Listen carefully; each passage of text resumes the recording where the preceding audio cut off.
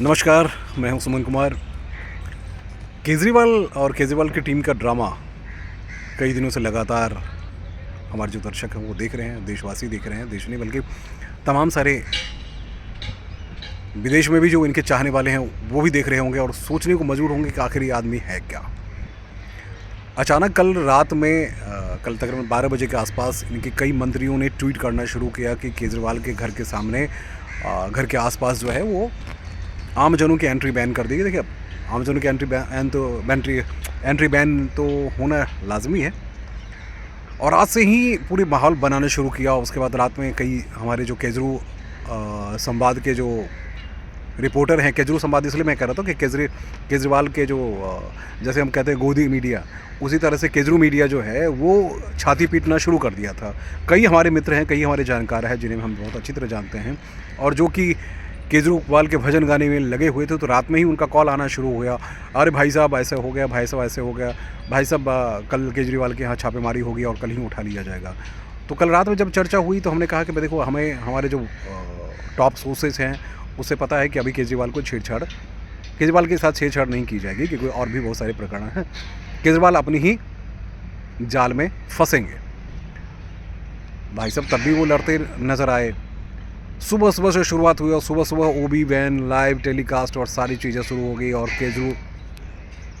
केजरू media जो है वो वहाँ खड़े होकर फिर उसके बाद तो सबने तान दिया कि भैया केजरीवाल जी आज उठा लिया जाएगा, उठा लिया जाएगा, उठा लिया जाएगा। सुबह से ब्रेकिंग दे दनादन शुरुआत हुई। रिपोर्टर कलेजे पीट रहे थे कि लोकतंत्र की हत्या हो रही है। बड़ी विचित्र स्थिति रही। रिपोर्टर जो है वो कलेजे पीट रहे थे, एंकर्स कलेजे पीट रहे थे। देखिए, पीटने के पीछे वो दूसरी कहानी है कि मैं भी मीडिया से हूँ, तो मैं ये नहीं कहूँगा कि भाई ऐसा क्यों हो रहा है, क्या हो रहा है। भाई 500 करोड़ पर मंथ जो है वो मीडिया घराने को दे रहे हैं। इकलौते आदमी हैं जो मीडिया पे इतना कर्म कर रहे हैं। फ़िलहाल हमारी नौकरी भी गई तो उसके पीछे बड़ी वजह वही रहे। तो मैं वो नहीं कहूँगा, मैं उनके बिल्कुल ख़िलाफ़ हूँ। बहुत सारी न्यूज़ रही उनकी, बहुत अच्छी रही, बहुत ढंग से उन्होंने काम किया। बहरहाल, लेकिन जिस तरह से रिपोर्टर केजरू संवाद में घुस जाते हैं और केजरू की तरह बयान देना शुरू करते और कलेजे पीटने शुरू करते, हमने पत्रकारिता में 20 से 25 साल में ऐसी दशा दुर्दशा रिपोर्टर्स की नहीं देखी। उनके हर स्टेटमेंट को ब्रह्मबाण की तरह जनता को समझाना शुरू कर देंगे, ज्ञान देना शुरू कर देंगे, संवाद करना शुरू कर देंगे। आपको ऐसे तर्क देना शुरू कर देंगे कि ऐसे ऐसे नहीं होगा तो भाई साहब ऐसे, जैसे कि वही सबसे बड़े केजरीवाल हैं। तो रिपोर्टर भी केजरीवाल बन गए। बहरहाल, मैं आपको भटकाना नहीं चाहता। तो आज पूरे दिन में सुबह की जो शुरुआत हुई और तकरीबन 12 बज चुका है, सुबह शुरुआत हुई और उसके बाद जो मीडिया प्रलाप शुरू हुआ, केजरू मीडिया प्रलाप जो शुरू हुआ कि अभी उठा लेंगे, अभी उठा लेंगे, अभी उठा लेंगे। अब इसके पीछे की कहानी क्या है वो मैं आपको बताना चाह रहा था, इसलिए मैं आपको रोकना चाह रहा था कि इसके पीछे बैकग्राउंड में जाइए। इसके पीछे ये कहानी है कि सिविल डिफेंस के तकरीबन 26,000 से ज़्यादा लोग नौकरी से निकाल दिए गए। 2 महीने से अधिक हो चुके हैं, वो अलग अलग जगहों पर धरना प्रदर्शन पर बैठे हुए हैं। उनके लिए घर चलाना बेहद मुश्किल हो रहा है। बीजेपी 1-2 बार उस प्रदर्शन में शामिल हुई, लेकिन उसके बाद वो भी शांत हो गई। कांग्रेस पे शामिल हुई, कांग्रेस के नेता शामिल हुए, वो भी शांत हो गए और तमाम सारे नेता आ रहे हैं। आज जो है वो धरना प्रदर्शन बढ़ाने की बात हुई थी कि धरना प्रदर्शन जो वो एलजी हाउस और उसके बाद सीएम हाउस में हम लोग करेंगे। और कल ही उन्होंने, क्योंकि ये इनकी जो संख्या है वो तकरीबन 20 से 25 हज़ार है। आपको याद होगा कि विधानसभा के सत्र के दौरान इन्होंने कोशिश की थी लेकिन कामयाब नहीं हो पाए थे। तो उनका प्रदर्शन था और लोक जनशक्ति पार्टी के आह्वान पे ही सब कुछ हो रहा, तो इसलिए सुरक्षा बढ़ा दी गई थी। लेकिन भाई साहब, केजरू प्रलाप ऐसा शुरू हुआ कि पूछिए मत, ऐसा हो जाएगा तो ये हो जाएगा। 2 दिन से ही ये सारी चीज़ें चल रही थी। जबकि केजरीवाल जी देश के पहले व्यक्ति ऐसे हैं जो उन्होंने कहा कि क्वेश्चनर पहले तैयार करके दे ईडी, तभी हम जाएंगे। ईडी उनको क्वेश्चनर तैयार करके देगा कि क्या क्या हो रहा था। तो आज के इस पूरे घटनाक्रम के बाद एक बात जो साफ हो पाई,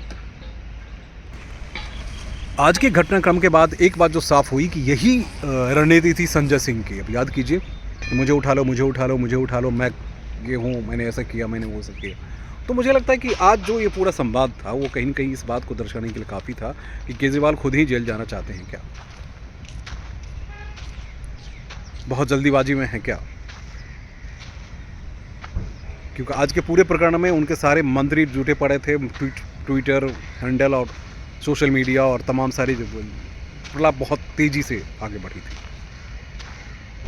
कहानी आगे बढ़ते बढ़ते बहुत आगे निकल गई थी कि देश के सबसे सच्चे और ईमानदार व्यक्ति को कैसे आप जेल के अंदर डाल सकते हैं। तो ये बयान आने शुरू हुए, उसके बाद ऐसे हो गया, ये हो गया। कल आपने देखा कि इनके सभी मंत्री लगातार प्रेस कॉन्फ्रेंस करके मोदी सरकार को टारगेट कर रहे थे। करना लाजमी है, क्योंकि राजनीति में है तो राजनीति में अपने आप को बचाए रखना भी बहुत ज़रूरी है। बहुत ज़रूरी इसलिए भी है कि अगर आप चाहते हैं कि इसी तरह से सस्टेन करें तो भाई आरोप लगाते रहिए, एजेंसी पे आरोप लगाइए, लेकिन एजेंसी पे ये मत कहिए कि भैया ये सब कुछ हमें पहले से पता हो गया। अब ये बताइए कि ईडी अगर छापेमारी करे तो इनको कैसे पता चलेगा? यानी ईडी में भी जो अधिकारी हैं वो इन्हीं के लोग हैं, वो सबसे पहले इन्हीं को बता देते हैं कि भैया हम तो छापेमारी कल करेंगे, आप भाग जाइए। भाई अभी भी कई मुख्यमंत्रियों के घर पे या अलग अलग जगहों पे छापेमारी हुई है, जिसमें बहुत कुछ कहने की गुंजाइश नहीं है। कल आपने देखा कि 31 जगहों पे छापेमारी हुई है, जिसे शिबू सोरेन से लेकर तमाम सारे अलग अलग मसलों पे हुई। तो उसके बाद तो ऐसा कोई प्रलाप हुआ ही नहीं। प्रलाप सिर्फ आज सुबह सुबह केजरीवाल और उसकी टीम की कैसे शुरू हो गई थी। गुजरात उनको जाना था, अच्छी बात है, 6 तारीख को जा रहे हैं। तो केजरीवाल क्या खुद जेल जाना चाह रहे हैं, इसलिए उन्होंने इस पूरे माहौल बनाया। कल से ही मीडिया में छाए हुए हैं, मैं नहीं जाऊँगा, मैं नहीं जाऊँगा, मैं नहीं जाऊँगा। तो इस शातिर दिमाग के पीछे आखिर कौन है, या शातिर खुद ही हैं? वो नहीं लगता है कि इसका बहुत ज़्यादा उनको फ़ायदा होगा। खुद ही कहते हैं कि हमारे 3 नेता जो हैं जेल के अंदर, 2 नेता हमारे जेल के अंदर हैं।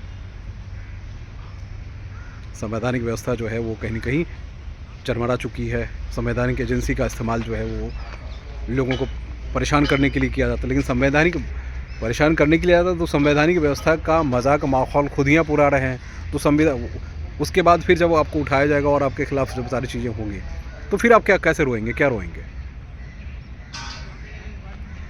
तो मुझे लगा कि भैया केजरीवाल खुद जल्दी जेल जाना चाहते हैं इस पूरे रणनीति के साथ, क्योंकि ईडी ने तो कुछ ऐसा नहीं कहा था, या ईडी के यहाँ से मैसेज कुछ नहीं आया।